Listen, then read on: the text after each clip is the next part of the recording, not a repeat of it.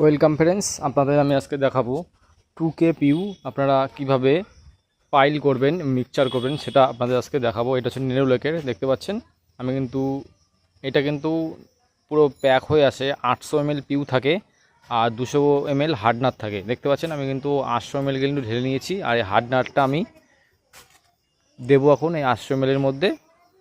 সবসময় পিউ করতে গেলে যদি আপনারা বেশি শাইনিং চান তাহলে আপনারা পুরো পিউ থিনার ইউজ করবেন।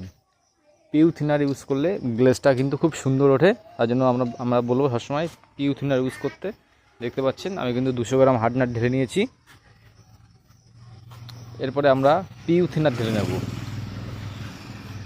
পিউ থিনার ঢালার পর তারপরে আমরা ভালো করে মিক্সচার করে নেব।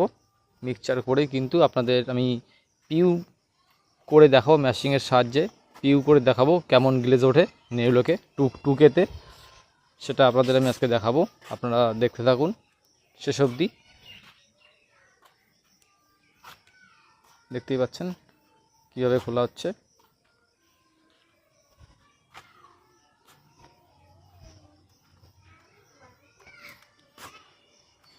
আর পিউটা দেবেন আপনারা মাপ মতন 200 ml, ঠিক আছে। আমরা দরকার হলে আপনারা হার্ডনারের বোতলে আপনারা মেপে দেবেন 200 ml, কিন্তু আমরা আইডিয়া করে দিচ্ছি, যেহেতু আমাদের মারতে মারতে এবং ঢালতে ঢালতে একটা আইডিয়া চলে এসছে, সেরকম আমরা আইডিয়া করে দিচ্ছি। দেখতে পাচ্ছেন এইভাবেই কিন্তু আপনারা পাইল করবেন।